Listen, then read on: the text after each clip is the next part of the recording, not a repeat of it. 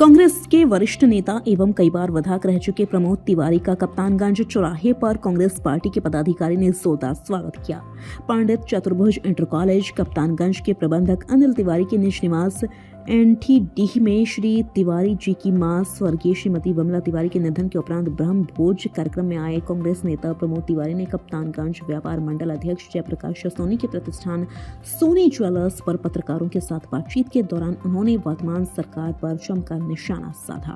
उन्होंने कहा, वर्तमान सरकार महाकुंभ प्रयागराज पर राजनीति कर रही है और कहा, क्या कभी महाकुंभ नहीं लगा था या और सरकारें महाकुंभ में सहयोग नहीं कर रही थी। वर्तमान सरकार केवल महाकुंभ पर राजनीति कर रही है और जाति धर्म की राजनीति करते हुए सामाजिक सौहार्द बिगाड़ रही है। आपको बता दें वर्तमान में प्रमोद तिवारी राजस्थान राज्यसभा निर्वाचन क्षेत्र से राज्यसभा में विपक्ष के उपनेता के रूप में कार्यरत हैं। रामपुर खास विधानसभा क्षेत्र के लिए अब तक हुए 12 चुनाव में 10 बार कांग्रेस प्रमोद तिवारी का कब्जा रहा है।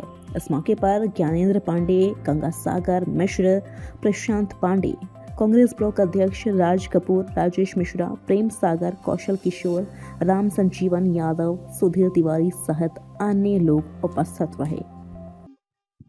आदतन इरादतन भाजपा झूठ बोलती है और कोई कुंभ तब से नहीं शुरू हुआ जब से मोदी जी या आए हुए हैं यहाँ पे योगी जी। कुंभ तो हजारों साल पहले से सनातन धर्म को मानने वाले, जो उनको नहीं भी मानते हैं धर्म को, वहाँ की सांस्कृतिक छटा देखने के लिए गंगा यमुना सरस्वती के पावन स्थली पर लाखों लोग आते हैं। लेकिन जैसी आदत है भाजपा की, हर बात पे झूठ बोलो। उनको शायद ऐतिहासिक सच नहीं मालूम है, ऐतिहासिक सत्यता नहीं मालूम है कि कुंभ में पंडित जवाहरलाल नेहरू आए, इंदिरा जी आई, सोनिया जी को लेके मैं खुद गया, प्रियंका जी को लेके मैं खुद गया। तो लोग आते रहे और आएंगे भी, जिनको मौका मिलेगा, सरकार जिनको अवसर देगी वो जरूर आए। देखिए, ये तो तय है कि सरकार बहुत कुछ छिपा रही। वो नहीं चाहती कि विरोध पक्ष के लोग जो जेपीसी के सदस्य हैं वो उन तथ्यों को सामने लाए, और इसीलिए आज की बैठक के बारे में जो मैंने सुना है कि वो हंगामा करके स्थगित कर दी गई। ये कौन सी नई बात है, तो जेपीसी है। 159 MP लोकसभा और राज्यसभा में सस्पेंड करके इन्होंने बिल पास कराए। तो भारतीय जनता पार्टी को मैं बोलना चाहता हूँ कि भारतीय जनता पार्टी को लोकतंत्र में विश्वास नहीं है। उसका बस चले तो पिछले चुनाव में भारत की जनता को मैं बधाई देता हूँ, 400 नहीं पार होने दिया। अगर 400 पार हो जाती तो अम्बेडकर जी का संविधान नहीं रहता, और जो संविधान बनता उसमें शायद आगे चल के चाइनीज पैटर्न या रशियन पैटर्न फॉलो होता।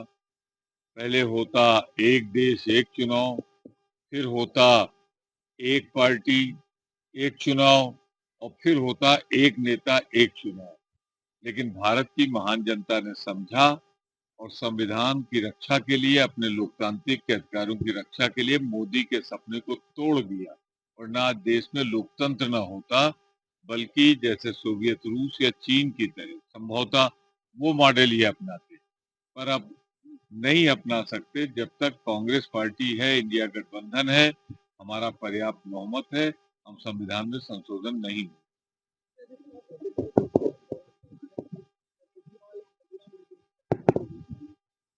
किसने बनाया उसको प्रदूषित? यमुना में जो प्रदूषण है, या दिल्ली में जहां मैं भी रहता हूँ 400 के पार वायु प्रदूषण चला गया। तो किसकी वजह से, किसकी बदौलत? 10 साल से ज्यादा से केंद्र में सरकार है भाजपा की, मोदी जी की, और वो यूनियन टेरिटरी है जो केंद्र द्वारा चलती है।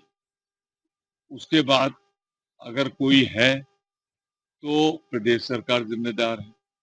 जहां तक यमुना की बात है, यमुना वहीं नहीं पैदा हुई। यमुना तो पूरा उत्तराखंड पार करके, हरियाणा पार करके आती है।